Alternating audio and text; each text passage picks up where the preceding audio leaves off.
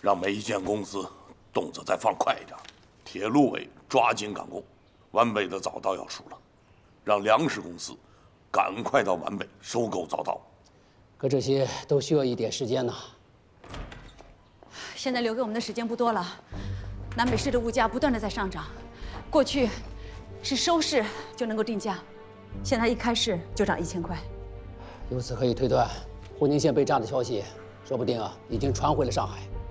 这些人不给他们一点颜色，他们不知道锅是铁打的。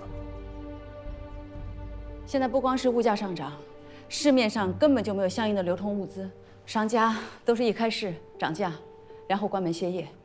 他们呀，先抢购我们的平价物资，然后囤起来，等待时机，再恶意的高价出售。没错。纪南音同志刚才讲了，留给我们的时间不多了，抓紧归拢物资，我们跟这些投机商打一仗，把属于老百姓的平价米还给他。陆秘书，陆秘书，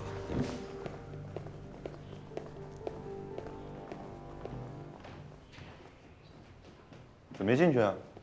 季参谋经理汇报了。正想问你呢，你们最近在南北市场东奔西跑的情况怎么样啊？不乐观，感觉你压力比较大。物价到今天这个地步，旧政府人员有不可推卸的责任。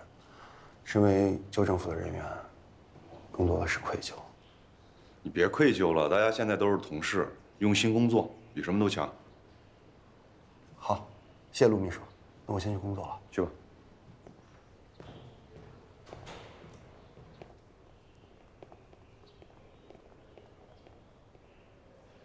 我很赞同陈市长说的打价格战的策略，只是从目前我们的物资存量还有时间上来说，就算打了，这物价呀，恐怕也很难再回到平价的程度啊。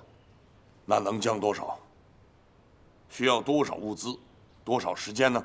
这些都需要测算。那还等什么呢？行动！好，是。潘副市长，你等一下。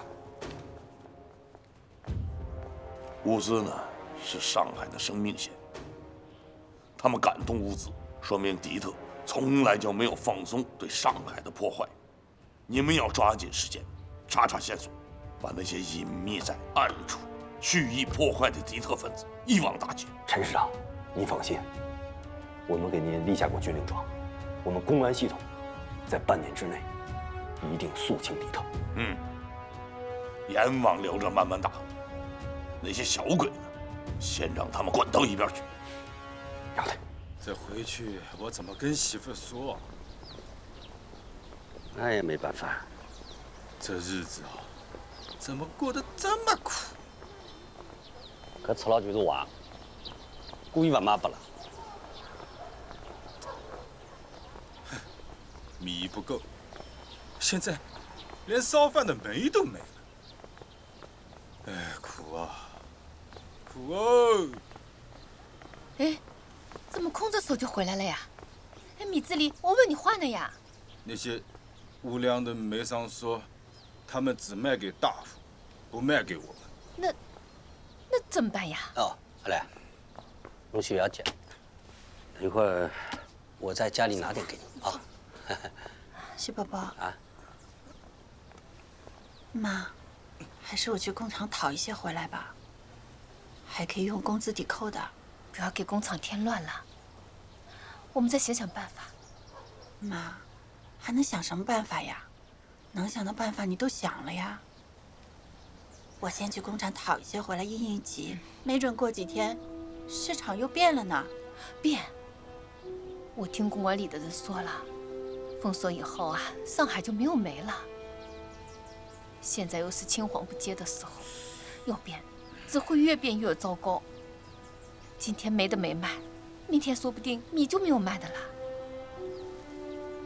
妈，不管怎么样，我今天一定给你带一些煤回来，好吧？有我呢，放心吧。啊，我走啦，爸爸，我走啦，许爸爸，我走啦。啊。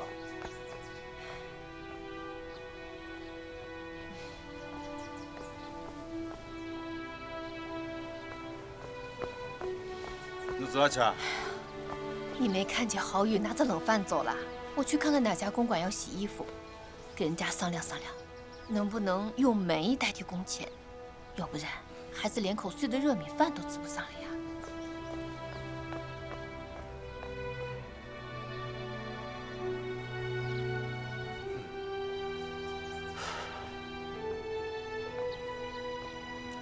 老徐啊，啊，你说我们家3个人做工，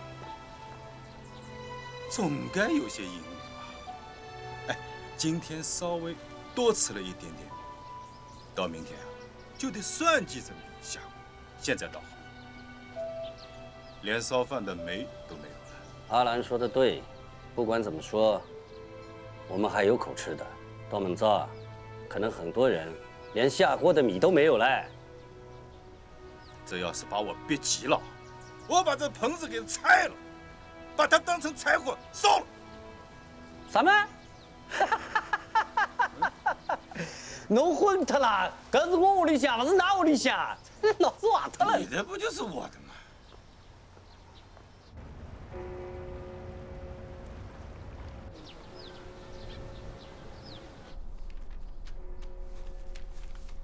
啊，小陆，我们出去一趟。去哪儿啊？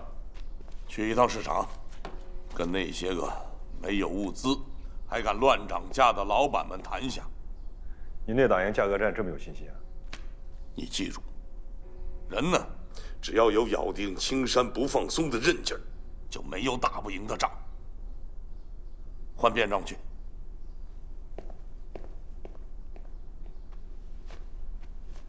你叫我来这里做什么啊？买煤啊！啊，爸爸早上已经去买过了。没买到，我本来想先去工厂讨一些回来应应急，结果工厂的煤仓也见底了。所以就想来这边啊碰碰运气。哦，好的。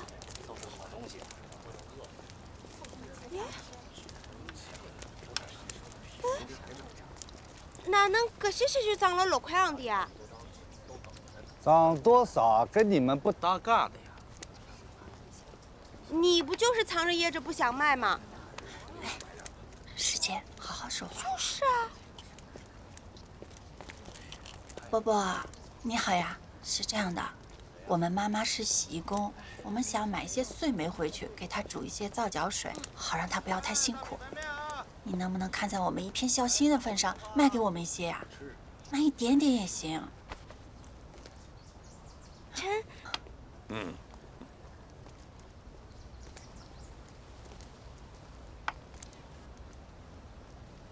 这一盘棋黑子赢。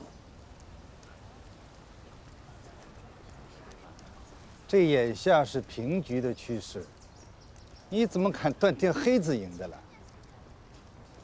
我用黑子，我们下盘他。请。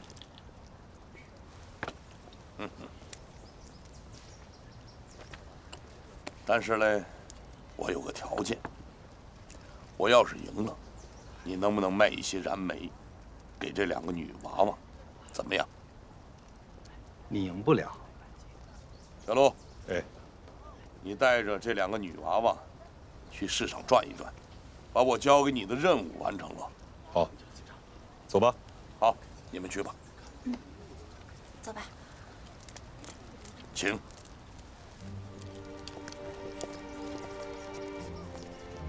大米、面粉。这是今天的米价是吧？对，1万1。哎，你好。哎，这2等米多少钱一担啊？1万6。嘎去啊！不要了，太贵了。这个高粱米是怎么卖啊？今天这个是6000。哦，6000。啊。你们2个今天又为煤为难住了吧？这话说的可不对啊！上次买不到米的不止我们这一家，今天买不到煤的也不止我们这一家，你只是比较凑巧，都赶上了。师姐，陆大哥，不好意思啊，妹妹说话一向快人快语的，您别介意啊。没关系。今天有多少人没有买到煤？单是我在店门口等妹妹的时间就有5、6个人。哦，对了，我到煤站之前，帮工厂打听那个棉纱的情况。北市的棉纱店几乎都没有存货，但是不晓得为什么，却比昨天的价格还要贵2000块。比昨天贵2000块。嗯。怎么了嘛？曾副市长，永安纱厂因为原料的缺失停工了。那其他的工厂呢？方家河去走访了，还不知道具体情况。对了，陈市长要的资料算出来了没？大概数字有了，需要的还不少。就算沪宁专线以最快的速度抢修，物资运到上海至少要1周的时间。1周的时间？是。我们能等，可是老百姓等不得呀。小季，你还记得吗？上海刚解放的时候，我们做过统计，整个上海市民有1/3的人口啊，家里的存粮不超过3天。1周的时间对他们来说，真是太难熬了。不行，不管打不打价格战，我们都要以最快的速度，想办法来解决上海市民的生活问题啊。是。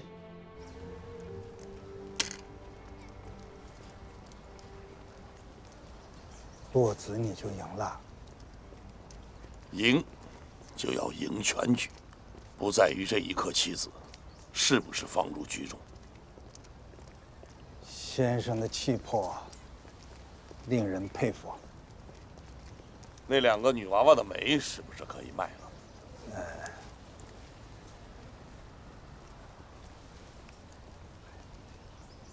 你这个店铺里边没有煤。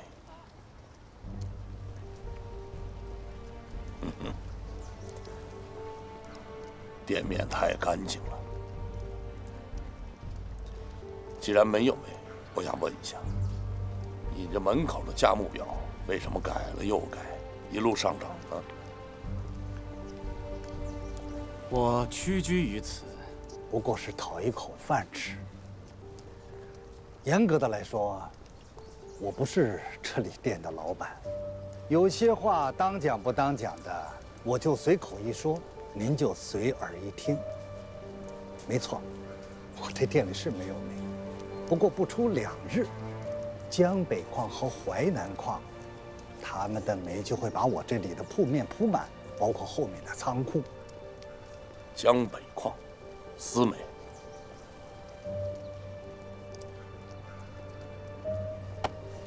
先生，请慢。小李子，嗨。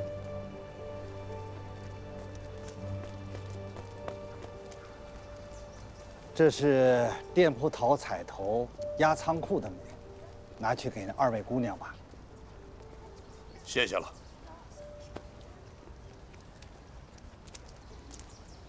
陆大哥，陈市长应该下完棋了吧？我们回去吧。记好了没有？陈市长，陈市长，您赢的，还是您帮我们买的？赢的。太厉害了吧！我们连煤想买都买不到，您却下棋赢煤，太厉害了。你呢，帮他们把煤送回家。我回市政府，让你寄的东西呢。陈市长，多亏您了，谢谢。不用谢。这个煤啊，不是白给你们的，还有任务要让你们完成。好，您说，我们马上去做。回去以后，告诉你们的工友、亲戚、朋友，上海的物价3天之内会全面的下降，让他们莫慌，要相信我们。3天。3天。好，我现在就回工厂告诉大家。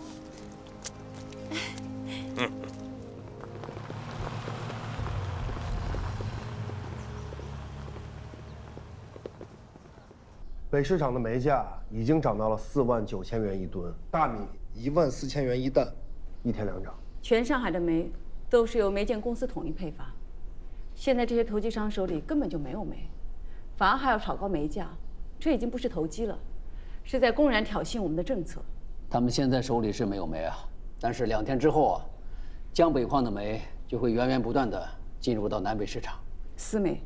对的，不尽快把这些投机商的鬼名堂瓦解粉碎，上海两白一黑的供应就会彻底乱套，其结果会比银元暴涨还严重。啊，金南英同志啊，已经测算出了我们预计需要的物资的数量，你来通报一下吧。好，现在浦口的煤2天就能够到上海，所以即便那煤商4煤到了，对我们也不会构成太大的威胁。现在最重要的是米面棉布的紧缺，因为这些物资的紧缺，连带其他品类物资价格飞涨，所以我估算了一下，如果我们手里有2万包面粉，甲等、乙等还有碎米的存量是现在存量的1倍，我们就可以考虑拉开价格战。但是现在关键的是，要凑齐这些物资，至少要1周的时间。3天？3天恐怕很难做到。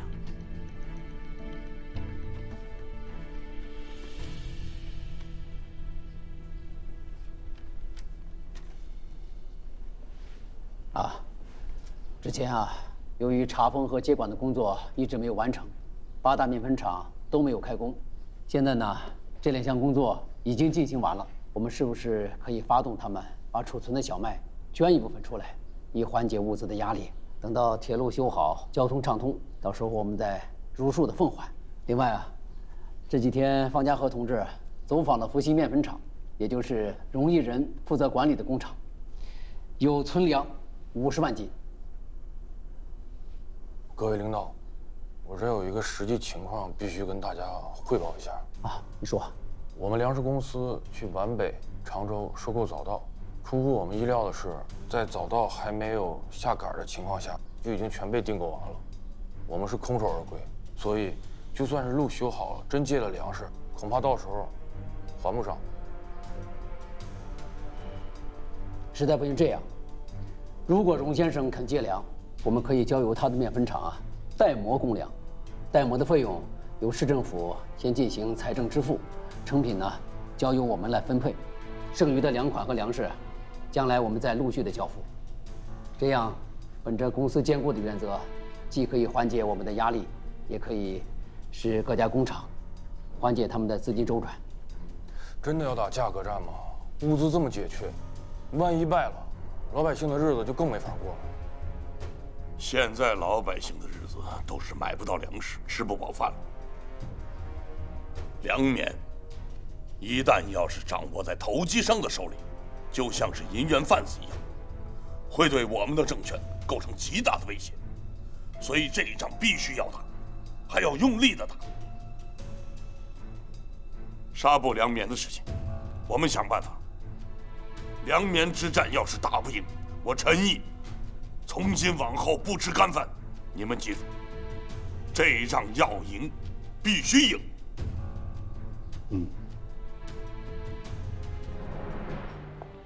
我们想着要跟那些恶意哄抬物价的投机商打一场价格战，但是呢，物资不够。我想到荣公馆走一趟。跟荣先生借粮？嗯。荣家如果有余粮愿意借，倒还好；反之，以你的身份登门拜访，不像是借粮，倒像是摊派。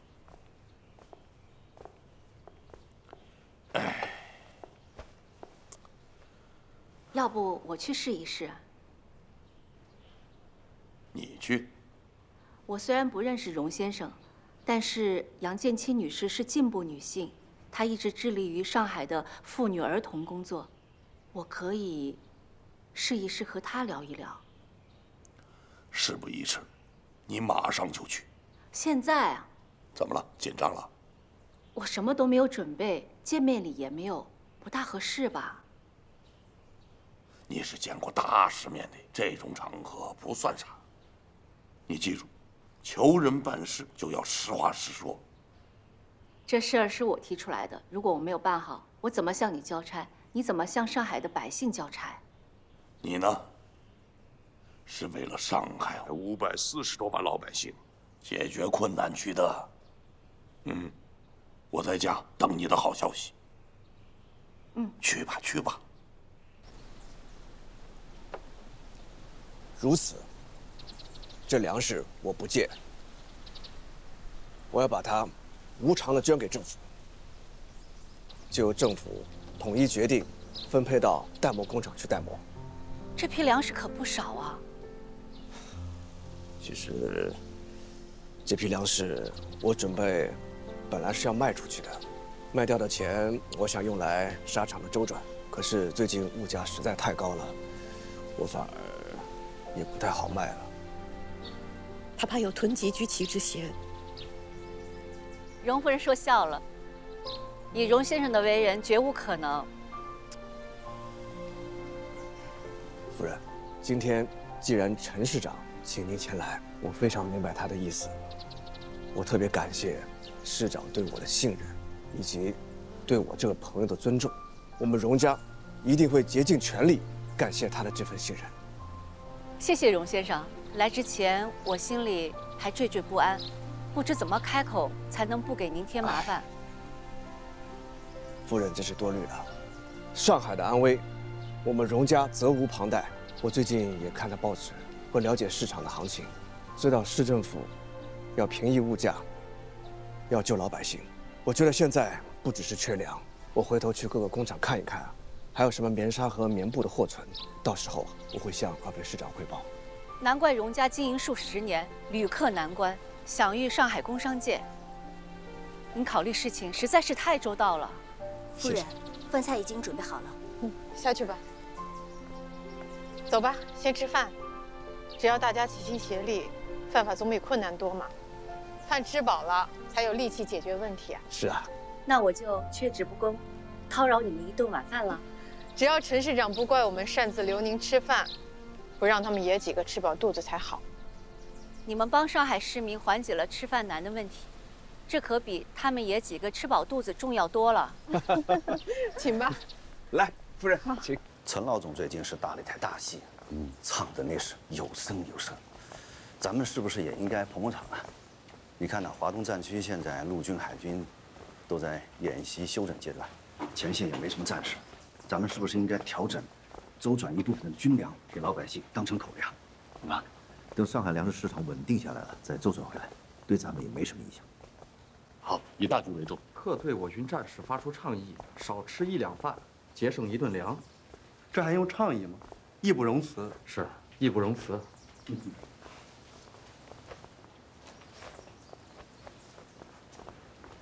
看到没有？咱们也要发挥一下带头作用了。是啊。听参谋长的，走。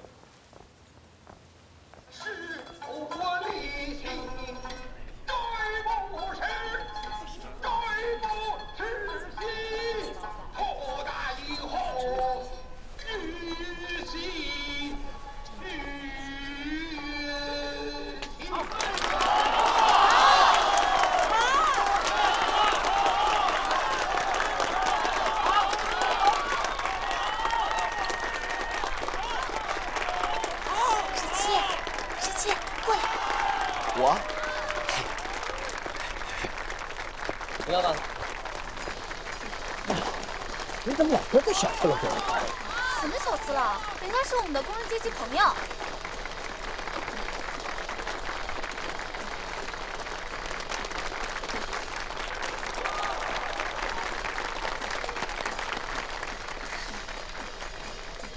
哎，干嘛呢？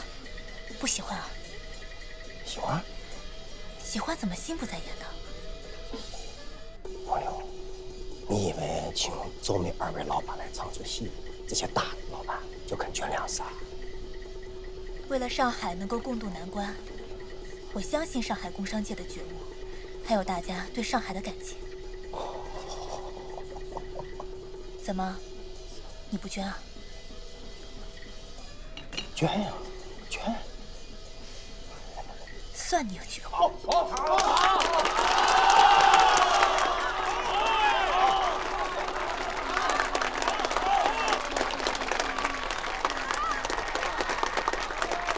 各位的难处，我都知道。一会儿等募捐义演结束后，我会亲自去拜会陈市长，把你们的想法都告诉他。只是今天你们也都看到了，如果市政府不是真的遇到困难，恐怕也不会这么大费周章来举办这个义演。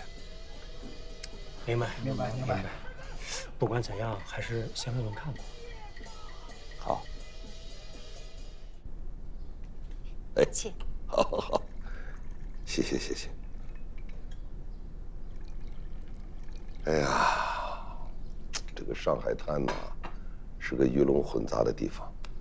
从这次市政府清查官僚资本的这件事来看，陈毅市长能够平息银元之乱，致力于规范正常的经济秩序，有魄力，有胆略呀。所以啊，工商文艺界还有民主党派人士和市民们，都愿意亲近他。是啊，无论什么时候，你只要为一方水土、为老百姓去考虑的正当，他一定会有群众基础，啊。哎呀，但是现在这个物价飞涨，物资又短缺，是个难题。那我们能做些什么呢？夫人，你已经为上海做了很多了。你看，如果不是你以救济会的名义来支持这场义演，那么上海的这些名流，又怎么可能出席呢？对吧？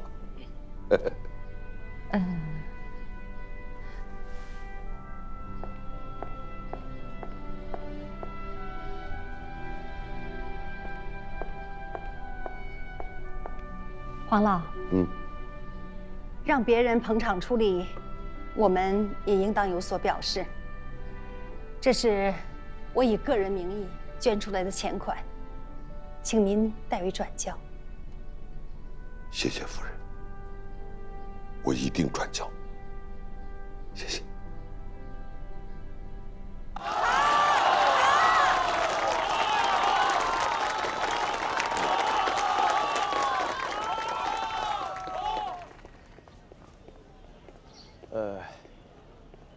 各位上海的父老乡亲们，解放前，我们身心的机器、资金和原料都所剩无几，以至于现在面粉厂还没有开工。但是，如今我们面临了上海物资的困难时期，市政府为解决老百姓的困难，找我们工厂来借粮。我们身心和福星仰仗父辈的积累，也领了上海知名工厂的名号，我们理当义不容辞。所以，我们捐粮，以解大家之困。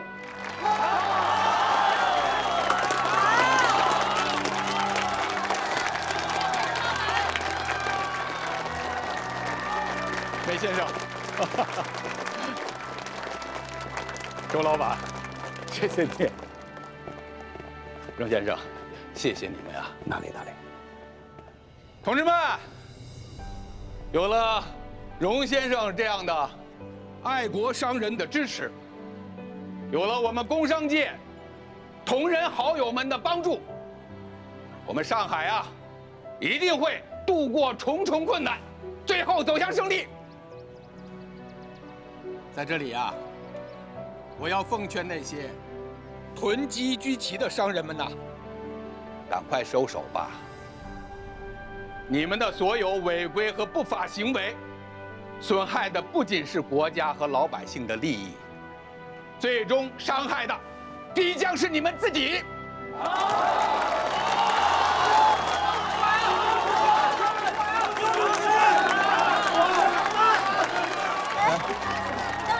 捐的啊！捐！该请的呀！钞票都准备好了。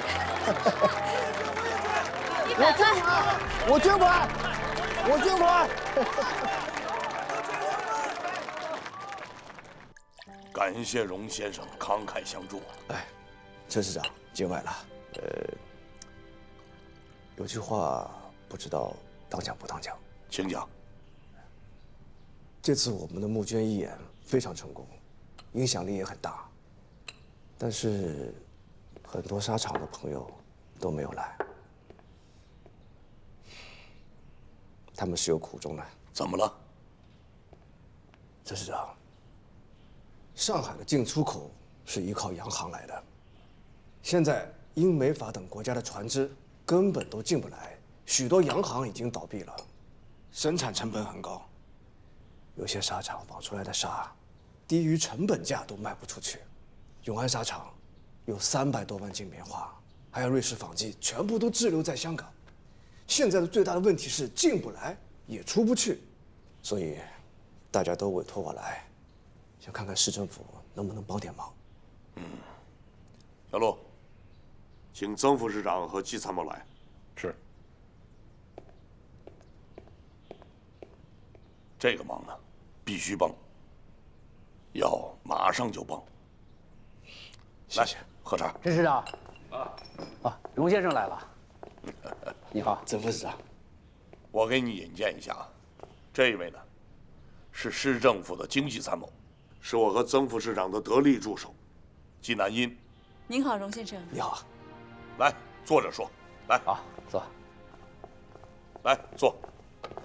荣先生，季参谋的父亲呢，长居南洋，自抗战到现在，给我们帮了好多的忙。你说的永安纱厂的这个事情啊，我想呢，季老先生肯定愿意帮这个忙的。荣先生，有什么需要的话，可以让郭经理直接联系我。了解情况之后，我会发电报给我父亲，请他全力协助。那真是太感谢了。不客气。还有一个事啊，荣先生刚才讲了，上海永安纱厂质押了一批棉纱。是吗？有多少啊？有6、7千匹。好啊，如果价格合适的话，市政府可以出资购买，这样既缓解了纱厂的压力，也帮我们解决了原材料紧缺的问题。那真是太感谢了。荣先生，还有一个事情呢，我一直没来得及告诉你。这一次募捐的款项呢，我们没有全部的用在救济百姓，而是在保障人民生活的状态下，我们打算集中所有的力量，跟投机商进行一场密棉之战。密棉之战？陈市长，我觉得他们敢这么干，手里肯定囤着大量的物资。我们这次市政府只是用抛售来打压他们吗？荣先生是不是想问，会不会又像打击银元炒作那样有军事干预啊？经济啊，有经济的规律嘛。我们这次啊，也要学会以经济的手段，抓住关键的时机，抛售物资，打击囤积，压住物价。对头。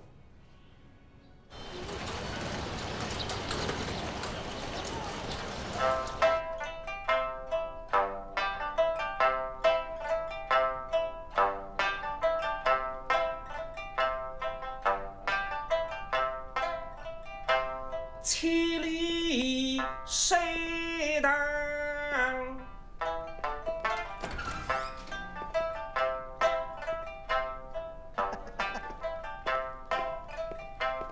金凤。今天好了呀，谢谢啊。有什么好消息啊？喏。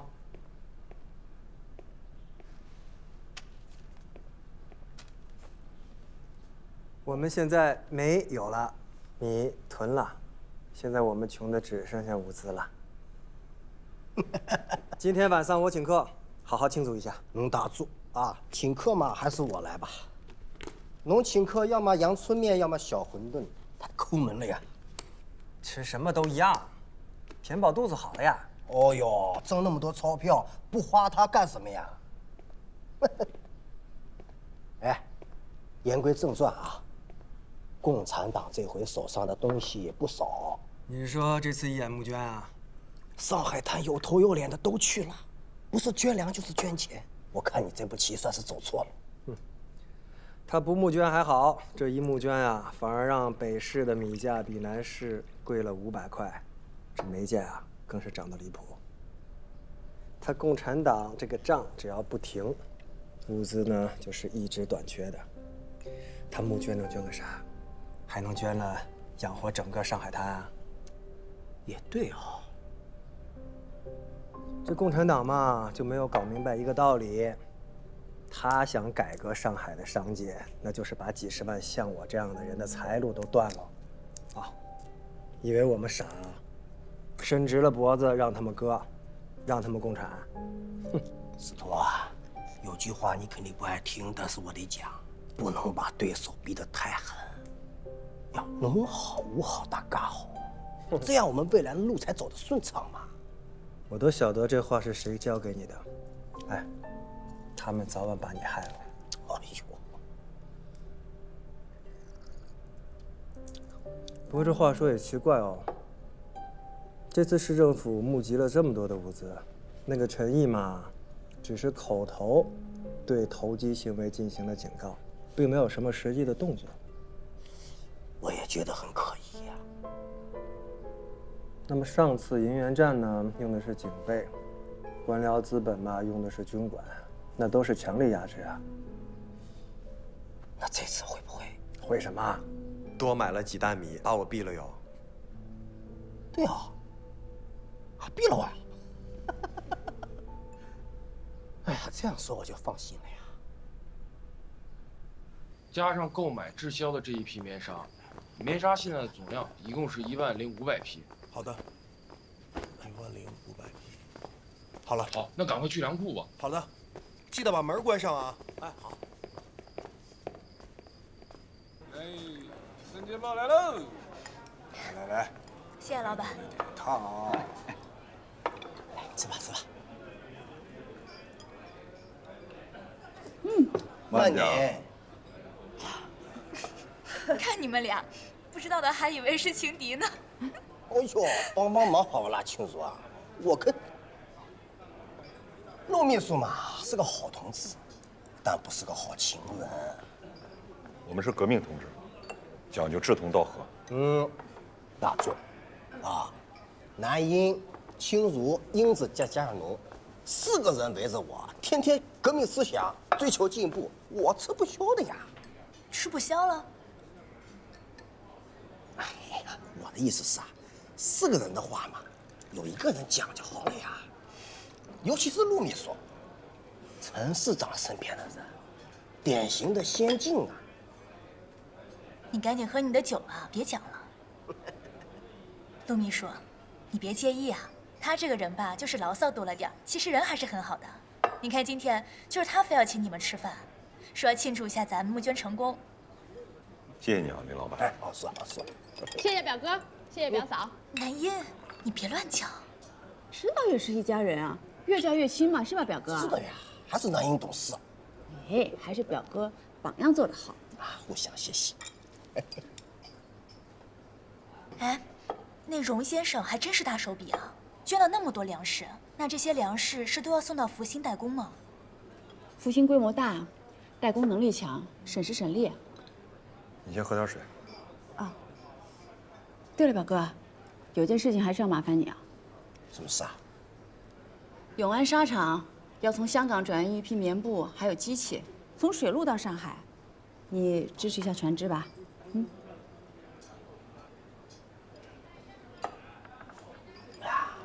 支援倒是可以的呀，不过我的船都在维修啊。林老板，关键时刻，还请你多帮忙。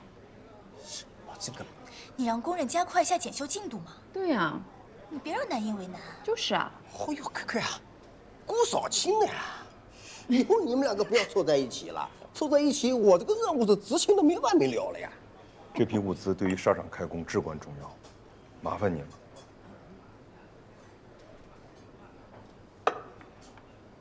哦，陆秘书这个态度倒是蛮端正的。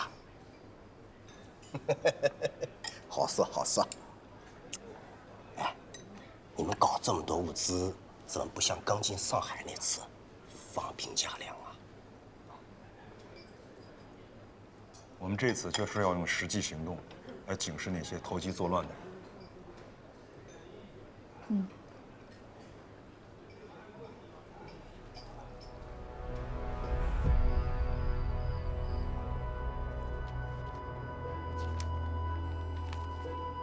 老李，你看，从1949年2月28日到5月27日，也就是上海解放前3个月，人口登记是缺失的。也就是说，这个阶段，上海市警察局户籍登记是停滞的。那么，迪特很可能就是在这个阶段潜伏下来的。很有可能。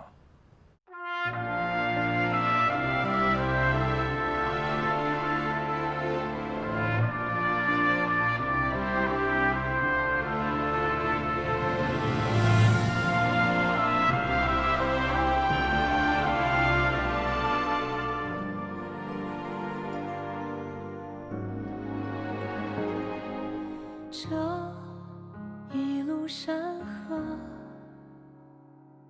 迎着日出月落，你望着九州烽火，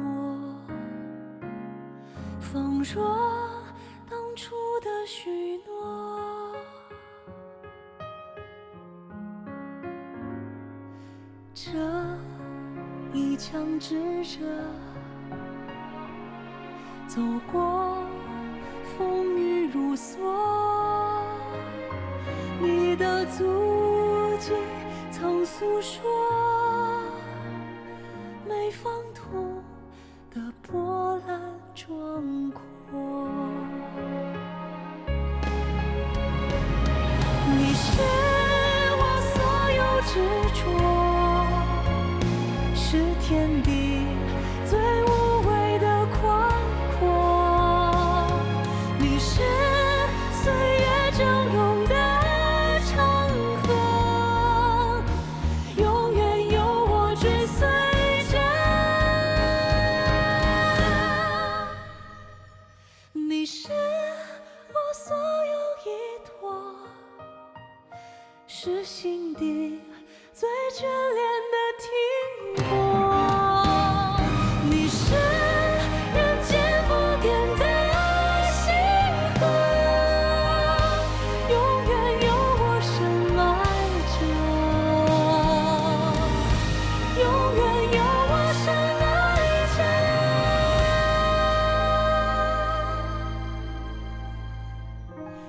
永远有我深爱着。